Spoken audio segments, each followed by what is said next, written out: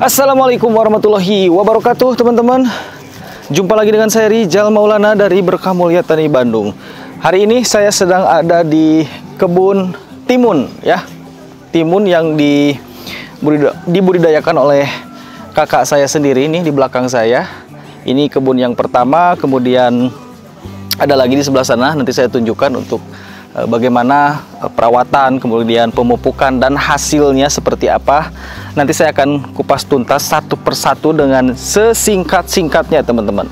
Ini adalah timun semi F1 dari PT Citra Asia atau dengan merek dagang Bintang Asia, terutama yang bisa beradaptasi di dataran rendah, yaitu semi F1. Semi F1 ini salah satu yang paling cocok untuk dataran rendah, dan ini sudah ditanam berkali-kali, teman-teman. Maksudnya si semi F1 ini cocok di tempat lokasi kakak saya untuk membudidayakannya. Nih di belakang saya ya untuk tanamannya. Ini udah panen ketiga, teman-teman. Dan dari panen ketiga ini alhamdulillah hasilnya cukup memuaskan. Sesuai dengan keterangan dari kemasannya itu, si tanaman timun semi F1 ini tahan virus. Dan untuk ukuran dari si semi F1 ini 15 x 4 cm. Cukup besar, teman-teman ya, untuk ukuran timunnya. Nah, untuk teman-teman mungkin ada yang bertanya, kenapa si Bintang Asia ini, merek dagang Bintang Asia ini banyak sekali namanya untuk jenis timun saja. Nah, ini akan saya jawab. Pertama, ini untuk memudahkan petani. Kalau misalkan dataran rendah itu cocoknya dengan merek dagang semi F1. Jadi semi F1 di dataran rendah, kemudian misalkan si Saena dari Bintang Asia juga itu di dataran tinggi misalkan. Nah, itu untuk mempermudah para petani, begitu teman-teman ya. Dan ini untuk tahapan-tahapan pemupukan, kemudian pupuk dasar seperti yang dibudidayakan oleh kakak saya ini. Ini untuk pupuk dasarnya menggunakan Merauke TSP atau juga bisa menggunakan merek dagang lain. Yang penting triple super fosfat. Tapi yang di daerah kami yang paling sering digunakan ada dua merek dagang. Yang pertama dari Merauke Tetap Jaya, kemudian untuk merek yang lainnya ada dari PT Santani. Nah, teman-teman bisa memilih salah satu saja karena unsur haranya atau kandungan unsur haranya itu sama persis 46% untuk TSP ini. Kalaupun tidak ada TSP, teman-teman juga bisa menggunakan Pertipos dari Pak Tani untuk pupuk dasarnya. Kemudian untuk lebar si mulsanya ini atau bedengannya ini sekitar 120 cm, kemudian untuk tinggi bedengan 40 cm. Jadi pengairannya juga harus diperhatikan dari awal. Kemudian untuk pupuk susulannya menggunakan NPK seimbang 16-16-16. Kalau tidak salah kemarin saya kasih merek dagangnya Cap Tawon, teman-teman ya. Cap Tawon juga hasilnya seperti yang saya lihat ini cukup memuaskan juga ya untuk hasil pertumbuhannya. Jadi walaupun ada sebagian juga yang bentuk si timunnya itu kurang sempurna, tapi untuk 95%-nya sempurna dan memuaskan. Untuk panen pertama sekitar 40 kilo untuk panen pertama. Ini yang kita tanam sekitar 2 amplop kalau nggak salah. 2 amplop yang sesuai informasi dari kakak saya ini. Kemudian untuk panen kedua 60 kilo dan di panen ketiga ini hasilnya sekitar 6 kintal.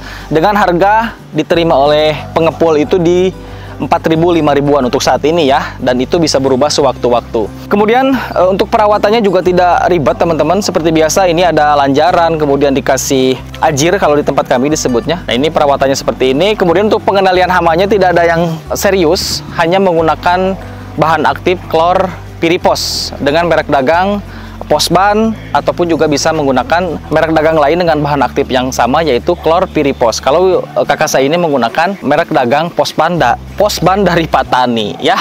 Teman-teman, kalau misalkan berminat untuk membudidayakan timun di dataran rendah, rekomendasi yang bisa teman-teman jadi referensi yaitu timun semi F1 dari Citra Asia atau PT Citra Asia atau merek dagang Bintang Asia.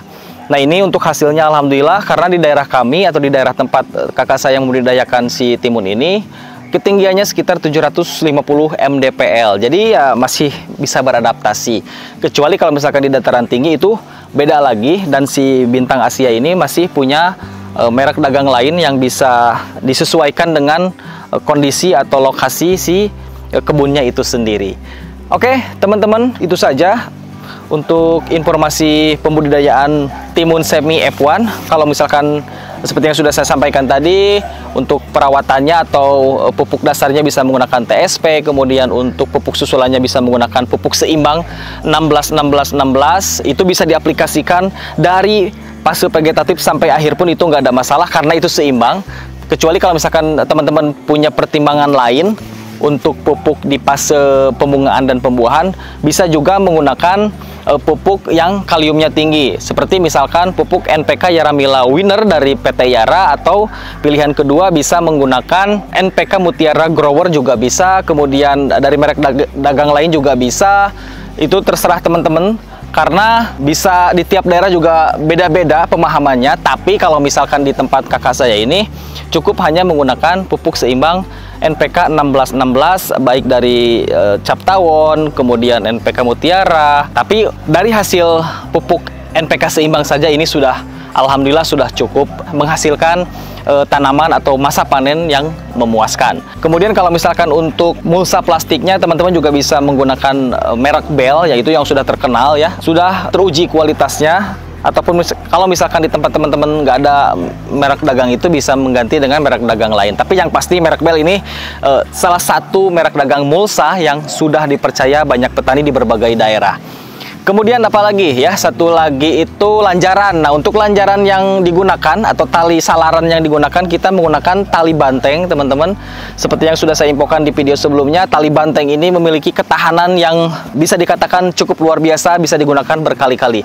Dan link pembeliannya sudah saya siapkan di kolom deskripsi, teman-teman. Oke, teman-teman, mungkin itu saja untuk informasi kali ini. Semoga bermanfaat.